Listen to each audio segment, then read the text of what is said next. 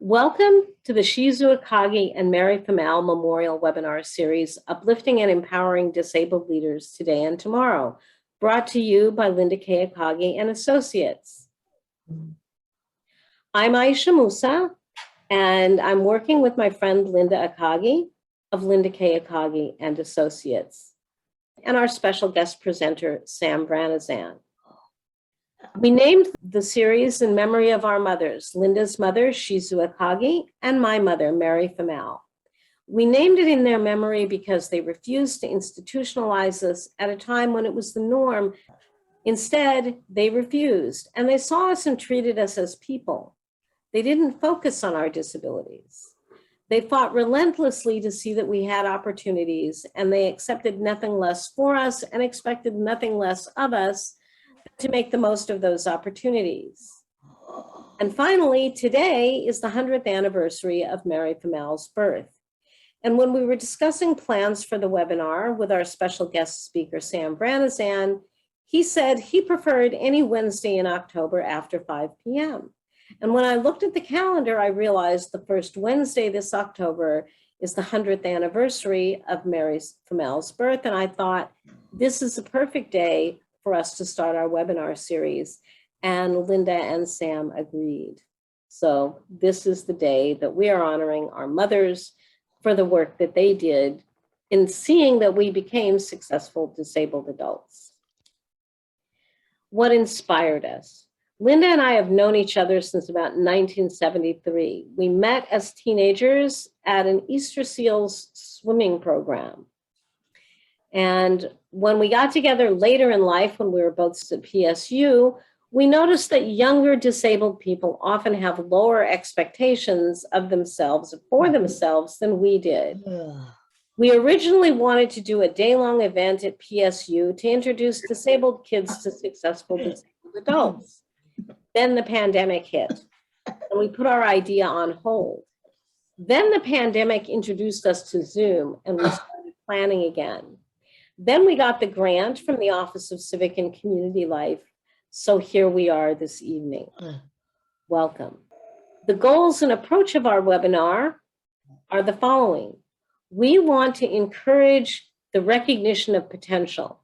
We want disabled people to recognize their own potential, and we want their families, coworkers, service providers, and friends also to recognize the potential of disabled people.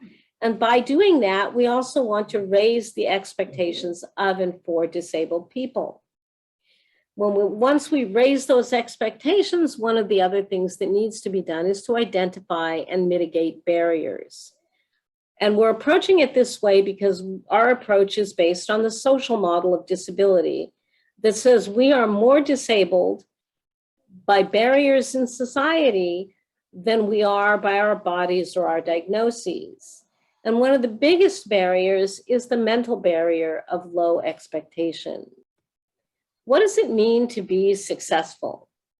Well, success is hard to define because everyone has their own vision of what it means to be successful. And an individual's notion of success is influenced by personal values and social and cultural influences and can change over the course of their lifetime. And there are different things in different ways that people want to be successful or are successful. You'll see as you hear our stories that we have some very different notions of success, but in general, our success is that we have done things that we wanted to do in life. We've achieved things that we wanted to do in life, and we've succeeded in surviving and thriving in a system that isn't necessarily designed to meet our needs.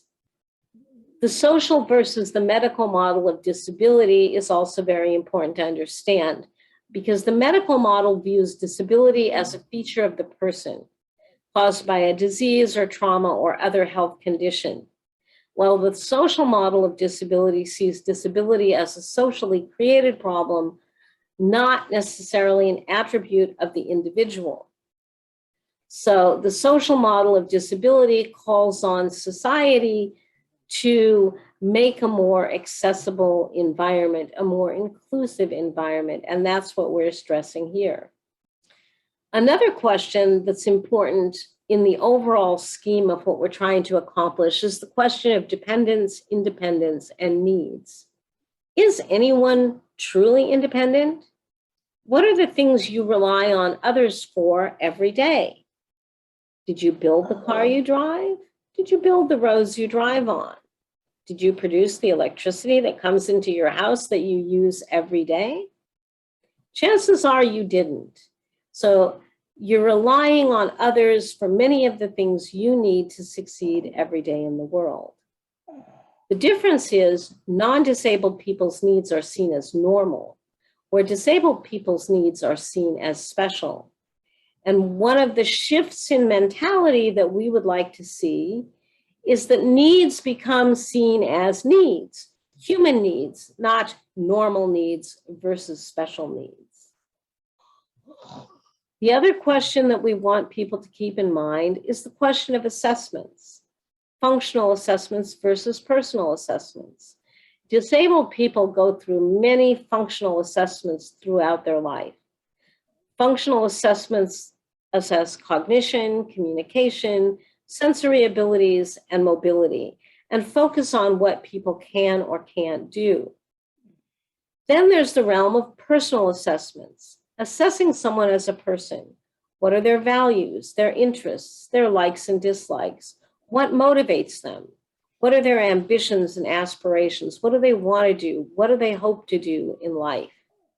And we want to encourage disabled people and the non-disabled people in their world to begin to think of people as people first and not as disabled first and people second. The problem of focusing on disability and impairment in the medical model is it lowers beliefs and expectations. People think I can't do that or I shouldn't do that because I'm disabled. And people look at the disabled people in their lives and think they can't or shouldn't do that because of their disability. These expectations are rooted in the belief that someone is limited by their disability. In order to change this thinking, we want to really focus on discovering the potential and ambitions of disabled people in the same way that non-disabled people routinely discover their potential and their ambitions. What do they like to do? Why? What excites them? Why? What makes them happy? Why? Or what makes me happy? Asking it of yourself. What do you like and not like? Whom do you admire? Right? What is it about these people that you admire? How can you be more like the people you admire?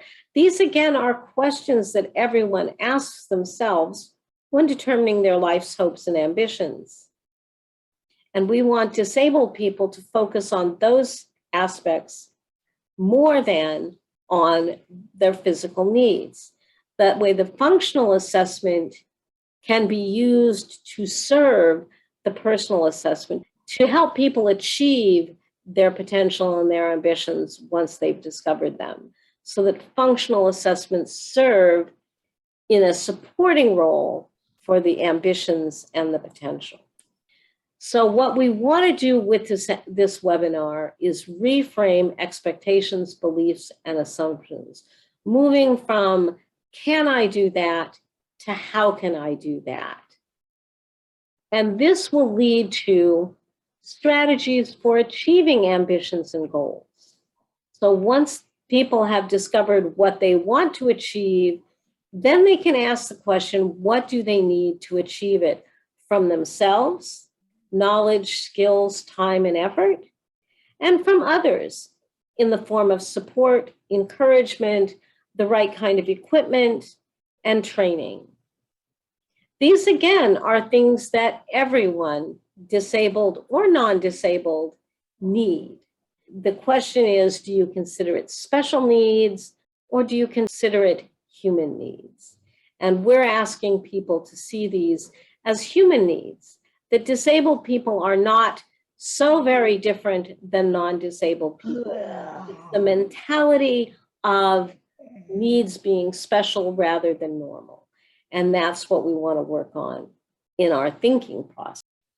Now, I will introduce you to Linda Akagi. Linda Akagi, Bachelor of Science. My life. The day I was born. The doctor put me on the table. He told my mom I was dead. My mom said, "Get her alive." I was dead for 5 minutes. Then I came back. My family is like every family. They don't care about my disability because they know I can do everything, but in a different way. I taught my family how to get around Portland without any special equipment, like ramps. They'd hold my hands as I walked. I was expected to do chores just like my brothers. I helped with house cleaning, cooking, laundry, and everything around the house. We would go to the beach together. We'd take boat rides to get to the beachside. I didn't use letterboards or AAC with my family, we just talked. Back then, I didn't know of any tools to help me communicate. Here are my insights for families of kids with disabilities. Don't underestimate people. Don't give up. Don't say no to everything. If you're overprotective, your kids might miss out on a lot of life. You don't know how much a person can do. Teach someone the will to learn. Treat your children like normal kids. If you don't teach him or her the right way, they won't get it. They will feel bad in the outside world. It's not just their education, it's their whole life. Help your children feel good about themselves. Tell them they are doing a good job. Everyone needs a job. Don't mess with me, I will give you hell. 3 important quotes are in the red. 2. Don't give up. 4. You don't know how much a person can do. 8. Help your children feel good about themselves. Tell them they are doing a good job. That is important for everyone. Help your children feel good about themselves. Tell them they are doing a good job. Don't give up. If you give up, you miss out on the things you want in life. Holiday Center was a school for kids with disabilities. I went there from ages 5 to 15. I liked the staff, they were good teachers. I had to walk all over the place with my crutches. Walking was hard, but I liked the challenge. It's a good feeling. Physical movement. I had a challenge with learning how to walk. I had to wear high hip braces, which weighed 40 pounds. I couldn't walk fast enough to get to class on time, but I was determined to walk. Even though it was difficult, I didn't complain because I liked to be at school. I wore the braces for a year, but then I decided I wanted crutches and regular shoes instead. The crutches were better, they were more comfortable and helped me walk. I still didn't get to class on time. Fighting for education. When I was ready to graduate from Holiday Center, the teachers told me I shouldn't go to high school. They said I would get teased. I had a home teacher for 2 years, but knew it wasn't right. I wanted to go to high school, so that I could get a diploma and go to college. I got lawyers who helped me get into Portland public schools. I enrolled in Madison High at 18. Even though I was older than the other students, it was what I wanted.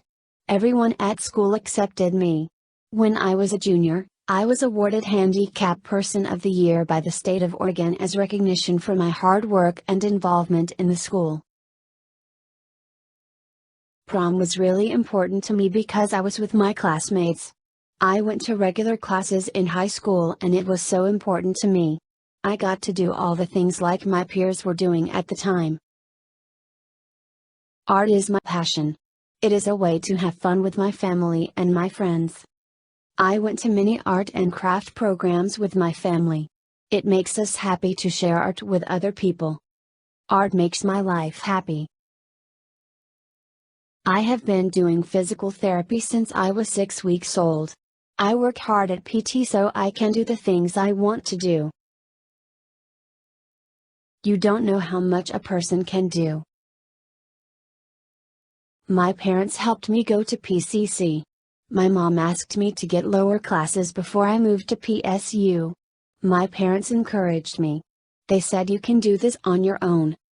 I went to PCC for 1 year and got my associates in computer programming. At PCC, I had 2 teachers who had disabilities. One of them taught the computer programming class, and the other taught math.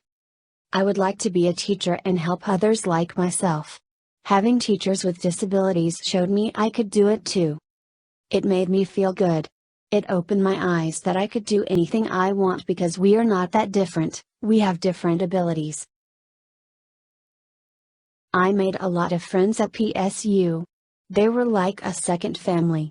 We'd sit in the green grass and study. All of my years working hard paid off when I got to PSU. I had got to where I wanted to be. I felt happy. My real hope had come true. 1984 to 1991. I got my degree in psychology. My advice is to get a good education. I wanted to have my degree so I could get an excellent job. When I was a senior at PSU, I got my first AAC system. It was a Canon communicator. I moved into my own apartment my senior year at PSU. I wanted to keep my apartment tidy so that I wouldn't have to clean up big messes. My mom brought a white glove to my apartment to make sure it was clean. She said it's not clean enough. Clean this up. I also learned how to pay for electricity and other bills, and go grocery shopping. I didn't want to wait for support to come in, so I applied and got my apartment myself. I still live on my own. Jobs. I work because I want to have an income, to have money for fun, to go to work like everyone else, to contribute and help people. I love my job, it's something I look forward to. My special person. Dr. Sam Sinnott. I was invited to attend an 8-week workshop by Sam Sinnott about community education. I said I love this guy. I realized that working with people in communication is what I really wanted to do. My vocation. I wanted to work with Sam at the lab. I got hired in August of 2017. I'm a research assistant. I help my coworkers and Sam with projects, and I also have a program called Coffee Break. My list of ideas. Don't give up. You don't know how much a person can do. Help your children feel good about themselves. Help a child to think about their future. Ask if they want to work. Ask if they want help to figure out their goal. Ask if they like to help their friends and community. Ask if they want to be independent. Thank you for listening to my story. I'd love to talk to you about teaching kids with disabilities.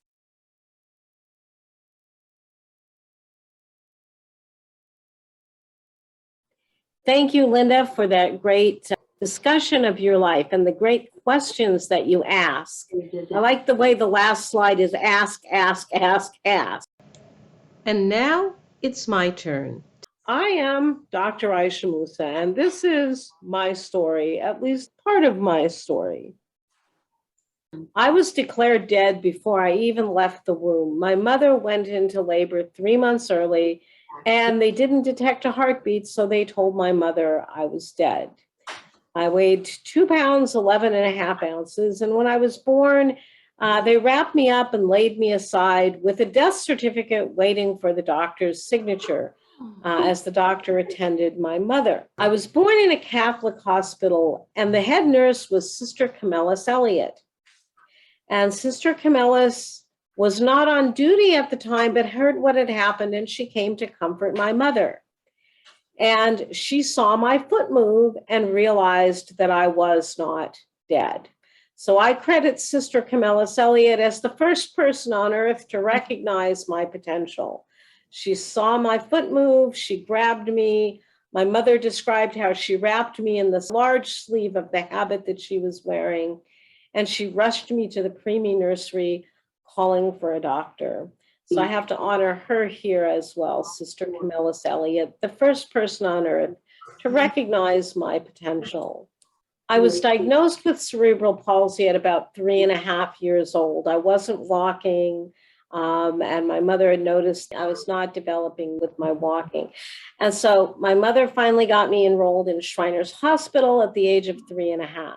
They diagnosed me with cerebral palsy, and they told my mother I would not likely live to adulthood and that I would never have a normal life.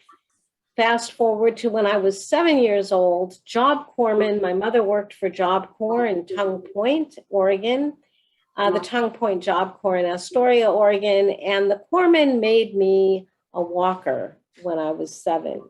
I was denied entry to the Portland Public Schools. My mother enrolled me without telling the school that I was disabled.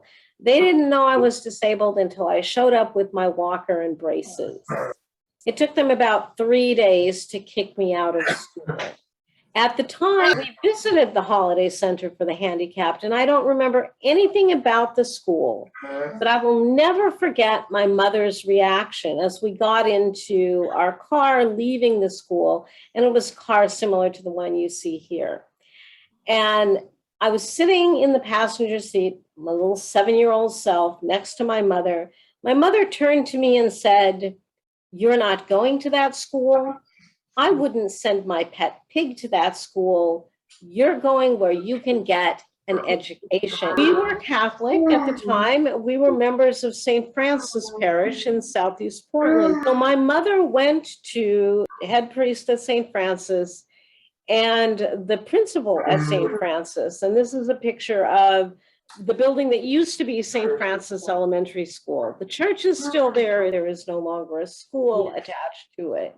And my mother worked cooking breakfast and lunch in the school kitchen 5 days a week so that my brother and I could attend St. Francis Elementary School, because my mother wanted to make sure I had a good education. And this was before the days of accessibility. So I would like crawl up the stairs and scooch down on my behind and things like that. And other students were assigned to help me, although I very seldom took help. I spent a lot of time at Shriners Hospital as a child. And I spent the first half of my sophomore year in high school, and we'll talk about where I went to high school in a moment, but I spent the first half of my sophomore year in Shriners Hospital. And the teacher there was amazing. I was reading Shakespeare at the time. She really encouraged me.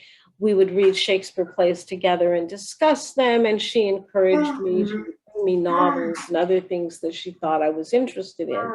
I was quite the nerd at the time. I went to John Adams High School. And the reason I went to John Adams High School was it was the newest school in the system and the most accessible campus in the district. But I dropped out after my sophomore year because of an interaction primarily that I had with a teacher that was the last straw.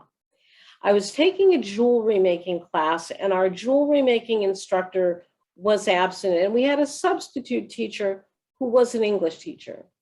And the substitute teacher did not know how to help me with the next step of my jewelry project. So he said, "Just read for the rest of the period." So I pulled out my grandmother's copy of Macbeth, which I was reading for about the 3rd time. And he said to me, "Oh, what class are you reading that for?" And I said, "It's not for a class, I'm just reading it." And this teacher looked at me like I had 2 heads. And he turned away, and that was the end of the conversation. He's like, "Oh," and turned away.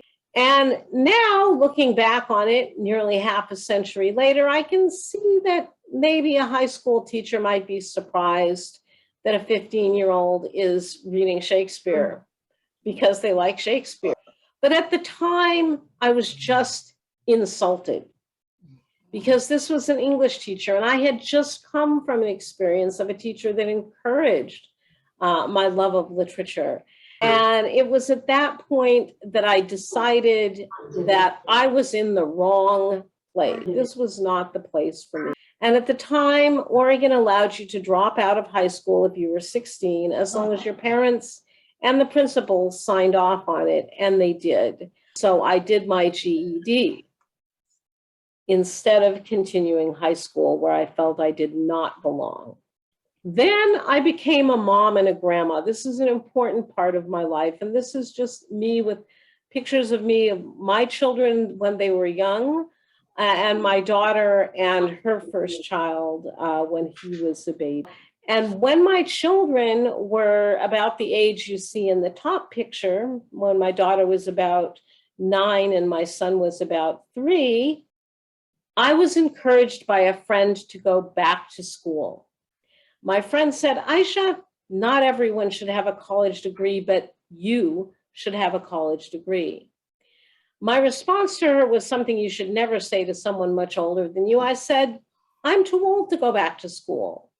And she told me I was looking out of the wrong end of the telescope, that this was the youngest I would ever be again. That blew my mind. And so I started looking into where I could go to school and what I wanted to do. And I did my Bachelor's of Art and my Master of Art in Teaching at PSU. And then I went on to get my PhD from Harvard. My BA and MAT were my BA was International Studies, specializing in the Middle East. My MAT was a Master of Art in Teaching with focus on Arabic and Applied Linguistics. And then I did my doctorate in Near Eastern Languages and Civilizations. So I love to tell people that I'm a high school dropout with a doctorate from Harvard. And the first person I thought of at Harvard when I arrived were the people in the public schools who denied me entry. If they had had their way, I wouldn't have even had an elementary education, let alone a bachelor's, a master's, and a PhD. And this is a picture of me in my Harvard robes at a Colgate graduation ceremony. I taught for a while at Colgate University. And this is a picture of me with my robes and my scooter at a graduation ceremony in about 2014. So that's a little bit about me, Dr. Aisha Musa. And now I will introduce to you our special guest speaker this evening, our friend and colleague, Sam Vranazan. My name is Sam Vranazan. I am 33 years old and live in Portland, Oregon. I use an AAC device to communicate. AAC stands for Augmentative and Alternative Communication. Because of my experiences as a child, I am an advocate for everyone having access to AAC at an early age. Because of my life story, I consider myself an advocate for people who experience injustice. I had a difficult birth. The doctors and my parents were scared I would not survive. I did survive, but not without damage to my brain. I feel excited that I was born into a supportive family. I loved that they made me feel included and cared for. My mom made things easier for me growing up, even though I spent a lot of time at Shriners Hospital as a young kid because of my cerebral palsy. Even though surgery is not fun, I love Shriners and how they support kids like me. I went to Holiday Center for preschool and I was bored only talking about shapes and color. My parents found a general education school for me to attend after that. I loved being in school with my peers. In 7th grade I had a bad teacher who made me feel dumb and awful. She didn't think I could learn AAC, so she would not teach me how to use a communication device. I needed a teacher who would believe in me and teach me how to use AAC. Mara was a speech pathologist at Shriners Hospital. She believed in my abilities and recognized that I was getting bored in school by not being challenged. She offered to work with me weekly at Shriners for the school year, if I agreed to work hard. I worked hard and was rewarded with a trip to Bridge Camp in California. Mira attended camp with me and I met lots of AAC users there. Being with other AAC users made me want my own communication device. I kept working hard and finally got one. Coach Cameron invited me to join the high school wrestling team. He was so happy to have me and it made me feel proud to be included. He also made sure we all did our homework.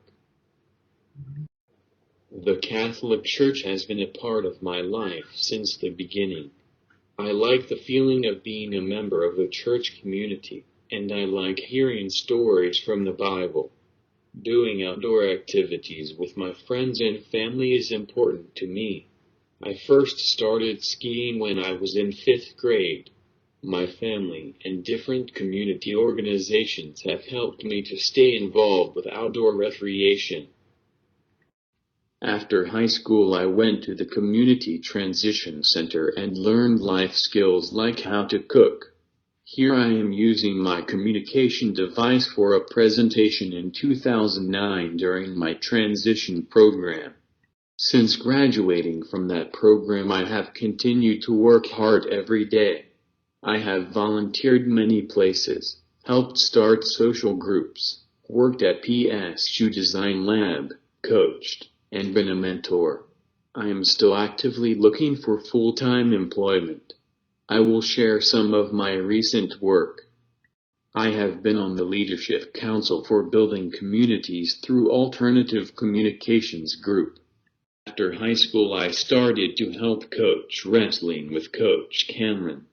I loved being a coach with the Jefferson wrestling team so much that it makes me cry to think about it. I hope after COVID I can go back to coaching again. I have been volunteering at the Oregon Zoo since 2015. I like being around the animals, like the elephants and the tigers.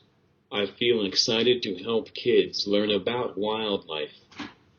I was able to present with ASL at a national conference in Minnesota. I shared how my Bluetooth switch access works. I helped Kim Elliott start a social group for people that use assistive technology. It is so good to get together with other AAC users to hang out and practice. This is a podcast I made about AAC community with my old friend and fellow AAC user, Endeavor. We interview other AAC users and people who offer supports to AAC users. I have been a member of the Advisory Council at the PSU Universal Design Lab, where we are developing projects to assist and empower people who are AAC users. Things like AAC socials and early childhood educational mentorship. This has been a great job and I have met many people. My support has helped give me opportunities and I want that for other people. I have been able to help be a mentor for school-aged AAC users through programs hosted by the PSU Design Lab. I feel proud to be a mentor and to help other AAC users. I felt supported and comfortable to just be myself. There was no pressure to use my device perfectly or say the right thing. I could just be a part of the group process. Process, not perfection. I think it is important for kids to see and be around other people with complex communication needs. When I was younger, I wish I had more people in my life who were like me. People who understand how I felt, so I didn't feel alone in my struggles. I am thankful I can be there for young students now. I have worked hard and stayed committed to my goals. I also know I have had a lot of help along the way to be successful. I feel loving support from my family. I have had consistent full-time staff for the last 3 years who understand me well. And I want to thank Bethany, my speech therapist, who has helped me so much with communication goals and learning how to send emails from my device. Thank you for listening to the story about my life. I met Linda at a conference and then she became my co-worker at the PSU Design Lab. I met Aisha through Linda. I am very thankful they invited me to present at this webinar. Please check out their website for more information about their goals and the grant that they received for this webinar. www.uplifting-and-empowering-disabled.net. Thank you, Sam, for sharing your excellent story with us. My key takeaways, what I see in all of our stories, is that supportive families and communities are critical in the recognizing and encouraging of potential.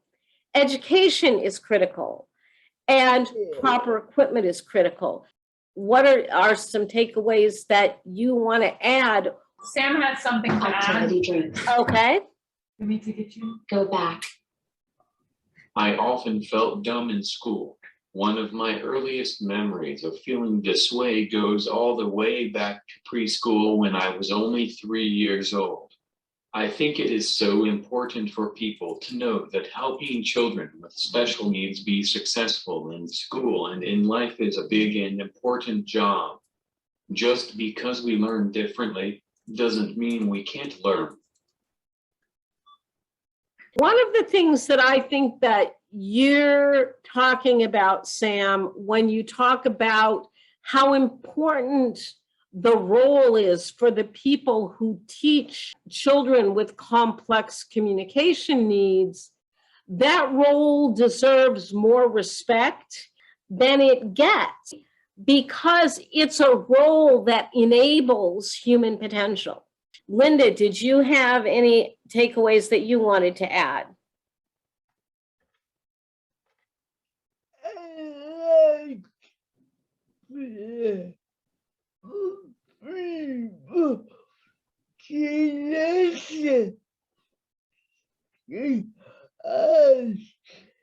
You'd like people to listen to us? Yeah.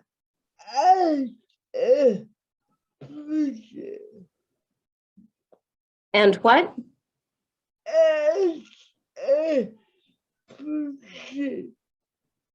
As a person.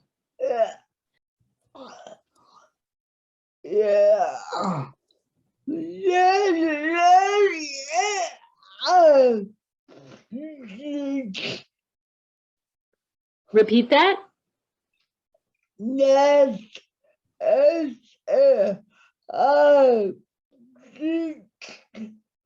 Not as an object? I understand now what you said, but I didn't understand what I heard at first. But when I asked you to repeat it, you repeated yourself. I listened carefully. And I understood. And I confirmed with you. And that's the same thing they teach in active listening for people who don't have special communication needs. That's simply an active listening skill. So again, what we're doing is the same type of thing that everyone does. We're just doing it slightly differently because listening, active listening usually is about paying attention to the content of what someone is saying. I'm doing the same thing with you, but it's not that my mind is wandering and I'm ignoring you, which is what active listening for most people is focused on. But my focus when I'm actively listening to you, and if I don't understand, asking for clarification, is related more to the physical articulation of sound. There is a difference there, but the active listening skill, again, is a skill that everybody develops. And I love this because it shows everybody that what we're asking of the non-disabled world in a social model of disability is to do exactly the same things with us and treat us as disabled people in exactly the same way that they treat other people. Listen carefully. If you don't understand, ask, right? Make that clear. But it starts from a mindset that you have something important to communicate that I need to understand. And that gets back to what you just said, Linda, of CSS people don't see us as objects. Yeah. If everyone is looking at the other person as a person first, which is what we already said, as a person first and as disabled second, then that raises the level of respect for the individual human being. Right. And because implicit bias is an unconscious thing. It's not that people look at us consciously and think, I disrespect that individual because they're disabled. But in the subconscious part of their brain, they're expecting less of us. They're not expecting that we have something valuable to say. That's not as much a problem for someone like me with a mobility impairment today as it was 50 years ago when we were little, Linda, when you and I were young, because back then they just assumed if you were disabled, you were dull or retarded or any of the terms that they used then, regardless of what your disability was. And I think people with complex communication needs still face that stigma.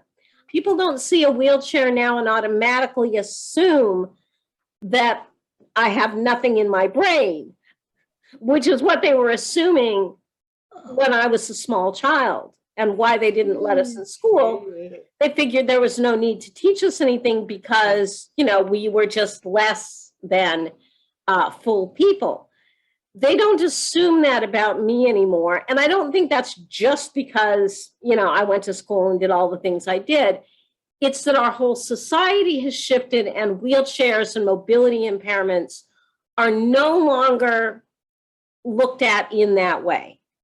When people encounter people with communication needs, they assume somewhere in their mind, whether it's conscious or not, that your communication challenges are caused by cognitive issues and not physical issues, because they don't think about all of the physical things that are required in speech, right?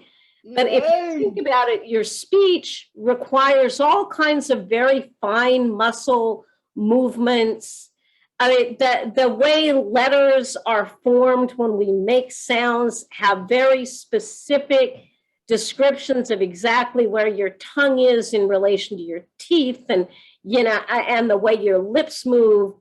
All of that is very fine muscle control. And so there's so much physical going on with speech, and that's not necessarily something that most people understand.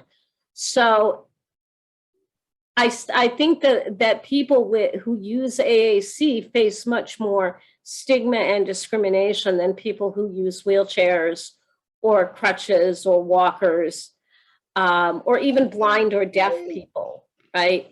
But because the communication is the key, and that's why thinking about pencils and paper as communication devices, and nobody questions that every child needs a communication device in kindergarten because everybody gives them paper and pencils, right? But when they look at a communication device like you use, Sam, or you, Linda, and they look at the little kids and they think, wow, you know, why would they need that? Yet every other child gets a communication device, no questions asked. So again, we're challenging mindset here with this webinar series. What we're asking people to say, these people are like me. I, like these people, receive services all the time. I, like these people, need the right equipment and tools and support so that I can maximize my potential. Because literally, there is no such thing as a self-made person. Everybody depended on their parents when they were children. Everybody had to have teachers in school. Everybody had to learn how to do whatever they are doing. Everybody has to have the right equipment and tools to do whatever they do, right? So it's that support, that education and training and equipment and tools that enable them to reach their potential. We want society more broadly to start to look at us the same way. That the mobility equipment that Aisha Musa needs to be successful. Awful do I feel hurt. So Sam said, Awful do I feel hurt. and you're saying that you feel hurt, that that's the reality and it's awful? Yeah. That you are not heard. No, that it hurts him. It bothers him. Hurt. And it's awful. The things you're talking about, that's the reality. The fact that people don't see us as people, is that what you're talking about, Sam? That hurts you personally because people focus on the impairment? Is that what you mean? Yes. I hear you, Sam. It's very painful. And all we're asking is for people to look at us as human beings first and think about the ways in which we can be enabled. Through a supportive family and community, and through having the equipment and the tools and the training we need to realize whatever degree of our own potential that we have the ambition and energy and desire to achieve. What we want people to take away from this is not just the specific examples of Linda and Aisha and Sam Branazan. The larger lesson we want people to take from this is that when a person who has complex mobility needs or communication needs, whatever their diagnosis, whatever their needs, if they're provided with the equipment and training they need to succeed, then they will go as far as their own individual motivations and ambitions will take them. In thinking even more about the overarching theme of this webinar series, recognizing and encouraging potential, identifying and mitigating barriers. The other thing is, in addition to mitigating barriers, what is it that we can do to enable people? And the term enabling often has a negative thing because people talk about enabling addicts, enabling behavior. But what is it that enables in a positive sense, in the sense that it allows people to do what they need to do or want to do? The mentality of the system, it's like they're doing you a huge favor for which you should be grateful. They're not thinking of it as, how can we enable this person to make their maximum contribution in society? I see that as a very different mindset, which is where we go back to what interests you, what skills do you have? What skills and interests do you have, and what are you going to contribute based on the skills that you have? Where can you contribute, and what do you need to enable you to make that contribution? And that is a major shift in mindset that has not yet occurred. If you give us the equipment and training and support that we need, we will do things with it. Right? The next thing is discovering potential and ambitions, questions for ourselves and others. And here, Linda, I would like to go back and revisit the questions that you asked in the last frame of your story about imagining a future, helping your disabled children to imagine their future and those questions that you ask. Help a child to think about their future. Ask if they want to work. Ask if they want help to figure out their goal. Ask if they like to help their friends and community. Ask if they want to be independent. These questions are a great beginning for families to start thinking about their children with disabilities. But we also want people with disabilities to think about their future very concretely as well. So we have a specific activity for people to do at home. An activity for motivation and ambition. And so this is something we're going to ask people to do at home. List 3 things that excite you and 3 reasons for each thing why it excites you. Then list 3 things that frustrate you and 3 reasons each thing is frustrating. And then list 3 things you like to do and the reasons you like to do them, and 3 things that you hate to do and the reasons you hate to do them. Because by asking these kinds of questions, people can determine the kinds of things that they might like to do in life as a career or just for fun. Because when we understand why we like what we do and why we don't like something, then we can figure out the things that we want to do. Yeah. As a disabled person, a lot of times the things that I don't like to do because I don't have the proper equipment, right? If I had the proper equipment to do something, I might like it a lot better. This is where the supportive community comes in, because it's the supportive community that helps to create the devices and tools that we need to do the things that we want to do.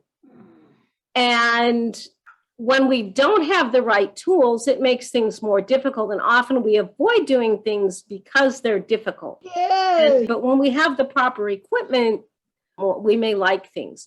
So that's why it's really important to ask these questions about why it is we like something and why it is we don't like it, especially when it has to do with doing something.